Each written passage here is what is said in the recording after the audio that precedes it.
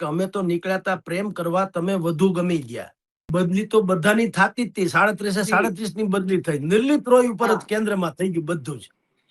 એના જેવું છે સાહેબ. શું કામ? જેની શોહરત છે, જેનું નામ છે, જેનું કાર્ય બોલે છે, એની હંમેશા ચર્ચા થાય. બાકી તો આ રૂટીન છે. અધિકારીઓની બદલી થવી કોઈ ઘટના નથી. પણ નિર્લિપ્ત રોય ક્યાં છે કે ક્યાં નહીં, ઘણા એમ કે છે ને તમારી ગેરહાજરી વર્તાય ને ત્યારે સમજવું તમારું અસ્તિત્વ મહાન છે. એટલે નિર્લિપ્ત રોય અમરેલીમાં હતા ત્યારથી શરૂ કરીને અત્યારે SMC માં જે છે સ્ટેટ મોનિટરિંગ સેલ, ત્યાં સુધી એની જે કામગીરી જે છે એ કાબિલે દાદ છે. શત્રુ પણ એની નિષ્ઠા ઉપર શંકા કરી ન શકે એવું એનું કામ રહ્યું છે. જે લોકો એમ કે છે કે સરકારી દબાવ હેઠળ અથવા તો અમુક લોકોની ભલામણથી અમારે અમુક કાયદાના હાથ નબળા કરવા પડે, એના માટે નિર્લિપ્ત રોય એક માપદંડ છે, આઇકોન છે. કારણ કે અંતે તો એ પણ બ્યુરોક્રેટ્સ છે. જો પ્રેશરની જ વાત હોય તો એને પણ પ્રેશર આવવું જ જોઈએ ઉપરથી. પણ ક્યારેક એવું બને કે તમારું કર્તવ્ય એટલું બધું શ્રેષ્ઠ હોય કે તમારે બાકી કોઈ બહાના કાઢવા પડે નહીં. નિર્લિપ્ત રોય એમાંના એક છે જે રાજકોટના રેન્જ આઈજી બનાવવામાં આવ્યા. હવે તમે કયો, જે સ્ટેટ મોનિટરિંગ સેલમાં જેની હેઠળ આખું ગુજરાત હતું, ગમે ત્યાં દરોડા પાડી શકે, ગમે એને પકડી શકે ને બધું વગેરે. હવે એવી જ તાકાત એને કેવળ હવે 5 જિલ્લા, સૌરાષ્ટ્ર રેન્જના 5 જિલ્લા જે છે હવે એના પૂરતું રહેશે. રાજકોટ જિલ્લો, જામનગર, દેવભૂમિ, દ્વારકા, પછી મોરબી ને સુરેન્દ્રનગર. હવે આટલા જિલ્લાઓમાં સૌરાષ્ટ્રના રેન્જ આઈજી તરીકે એ શું નહીં કરી શકે? કારણ કે કાર્યદક્ષતા તો એને સાબિત કરી બતાવી છે. સ્ટેટ મોનિટરિંગ સેલમાં તો આંગળીના વેઢે ગણી શકાય એટલા જ કર્મચારીઓ અથવા તો સ્ટાફની વ્યવસ્થા હતી. હવે અહીંયા તો એ રેન્જ આઈજી છે એટલે આ 5 જિલ્લાનું પોલીસ મહેકમ જે છે એ નિર્લિપ્ત રોયની અંડરમાં આવશે. તો ચર્ચા કરતા તે ફફડાટ વધુ છે અમુક બાબતોનો, ચારે કોર. અને એટલે જ આ ચર્ચા છે. એ ફફડાટ જે છે એ શું છે? તમને તાજેતર, પેલા તો એક પરંપરાગત ફફડાટની વાત કરું, પછી તાજેતર ઉપર આવું. પરંપરાગત ફફડાટ એ છે કે આ હું તમને જે જિલ્લા ગણાવું છું, રાજકોટ જિલ્લો, જામનગર, દેવભૂમિ, દ્વારકા, મોરબી, સુરેન્દ્રનગર વગેરે, એમાં ખાણ ખનીજનું કૌભાંડ જબરજસ્ત ચાલે છે. હજારોની મોઢે ડમ્પરિયા બધા જે છે એ બધી જમીનો ખોદી કાઢવીને પોતપોતાની રીતે હવ લઈ જાય છે. અને હપ્તા સિસ્ટમથી બધું ચાલે છે. કોઈ સરકારની તંત્રને ખબર નથી એવી કોઈ વાત છે નહીં, પણ બધું હોતા હે ચલતા હે એના જેવી વાતો છે. આ પરંપરાગત વાત છે. એની ઉપર પણ હવે ફફડાટ ફેલાશે. જે લોકોએ ખાણ ખનીજના ગેરકાનૂની ધંધા માટે ડમ્પર લીધા હશે એને હવે લોનના હપ્તા ભારે થઈ પડે એવી સ્થિતિ સર્જાય તો નવાય નહીં. આ એક વાત. વાત નંબર 2, આપણો સૌરાષ્ટ્રમાં જ્યાં નિર્લિપ્ત રોય હવે પોતાનો કરિશ્મા બતાવે તો અહીંયા સાગરકાંઠો લાગુ પડે છે, પોરબંદર, જામનગર અને કચ્છ.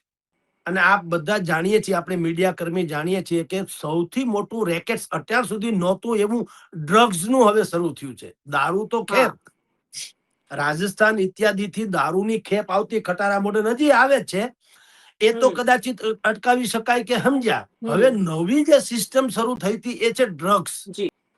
હવે કચ્છના દરિયાકાંઠે તમે વિચાર કરો, ક્યારે અમે છાપામાં આપણે ખુદ મીડિયા કર્મી છીએ, લખીએ છીએ, રેઢા પડીકા મળી આવ્યા કરોડો રૂપિયાના. એટલે આવું તે હોતું છે.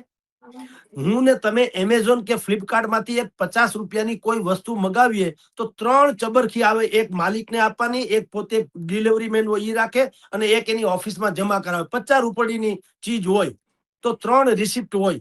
અને આ કરોડ રૂપિયાનું ડ્રગ્સ એમને તરતું આવે, કબૂતર જા જા જા, કબૂતર જા જા જા, એવું હોય કોઈ દી? તો ઈ જે માફિયાઓનું નેક્સસ જે છે, ડ્રગ્સ માફિયાઓનું નેક્સસ, એને ભેદવાની પણ શાયદ જવાબદારી નિર્લિપ્ત રોયની આવશે. ત્રીજું, જે બહુ લોજિકલી અને હાવ નજીકનું કૌભાંડ, અને કયો તો જેના ઉપર બધાની નજર છે, તે ખાલી નામ હી કાફી હે, ઉષા પંખાની જેમ, ગોંડલ.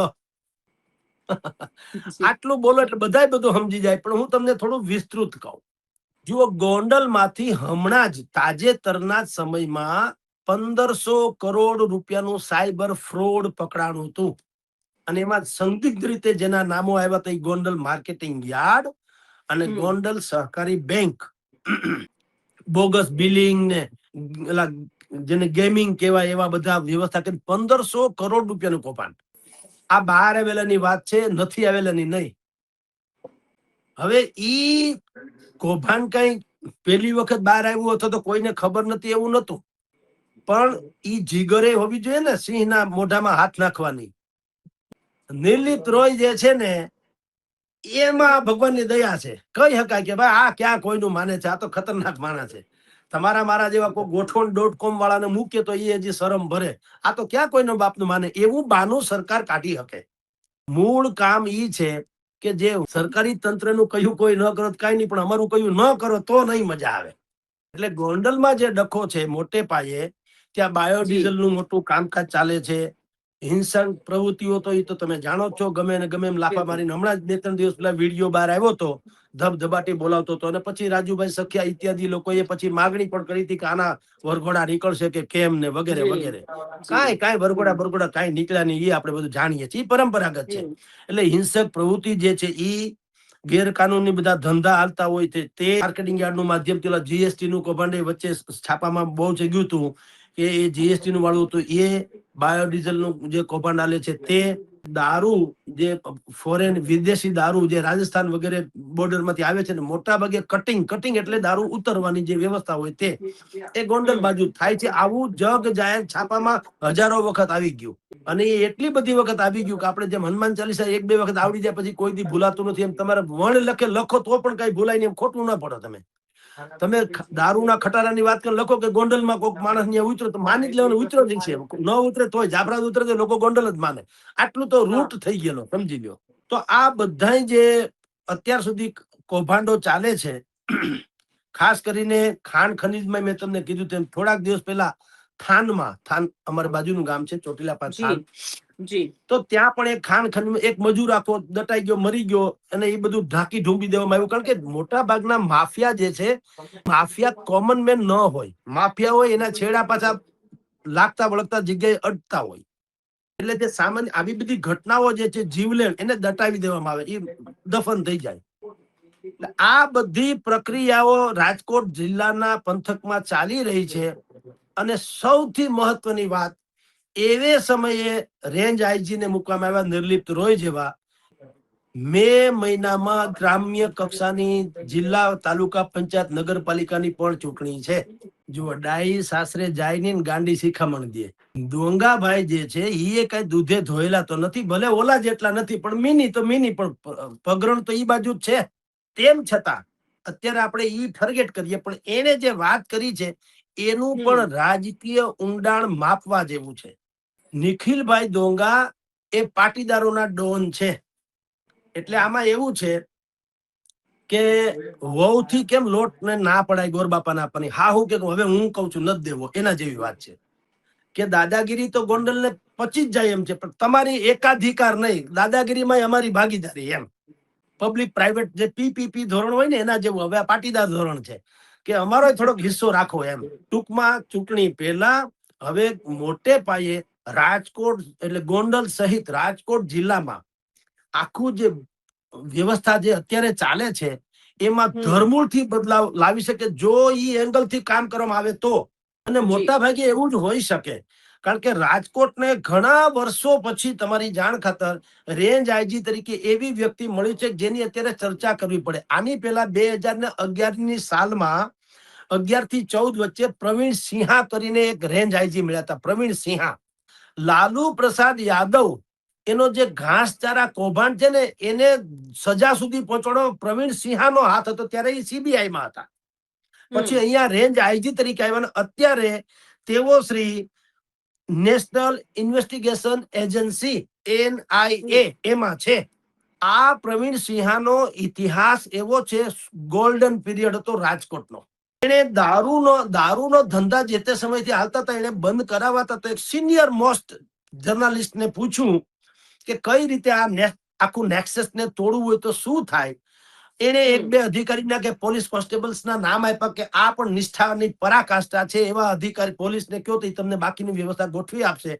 ઈ જ પોલીસ કોન્સ્ટેબલ જેવા કર્મી હતા, પોલીસ કર્મી, એને બાતમીદારોનું આખું નેટવર્ક ઉભું કર્યું.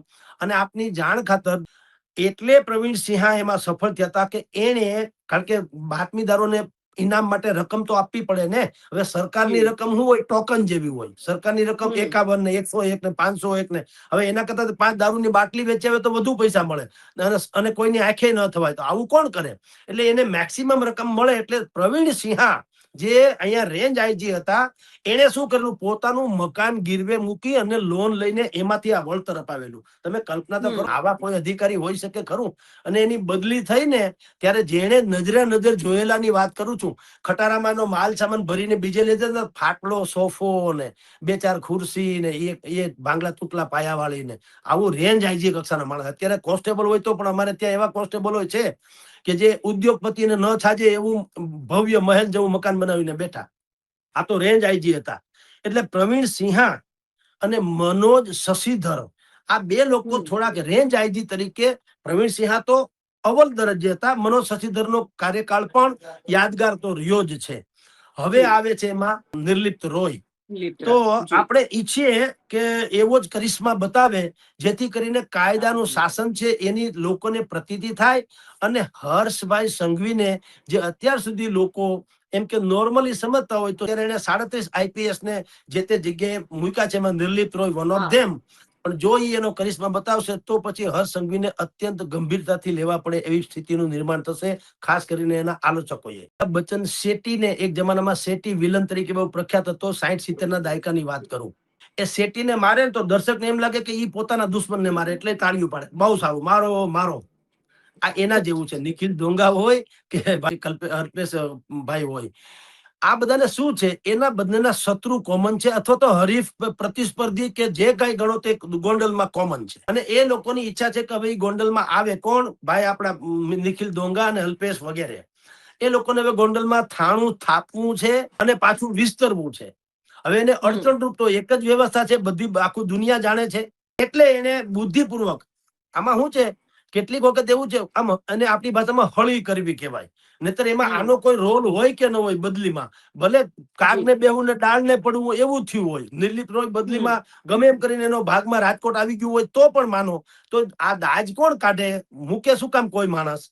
એટલે એને બુદ્ધિપૂર્વક શું કર્યું, તમે જોજો, તમે કેટલાક લોકોને પહોંચી ન વળો ને તો પરેશાન તો કરી જ શકો. તમે શરણાઈ તમારા ઘરની સામે કોઈ વગાડે, તમે ના ન પાડી શકતા હો, તો તમે આંબલી મંડો ખાવા, તો આંબલી ખાવ એટલે શરણાઈ વગાડી ન હકે, એનું થૂક ઉડે શરણાઈ બંધ થઈ જાય. હા, એના જેવું છે.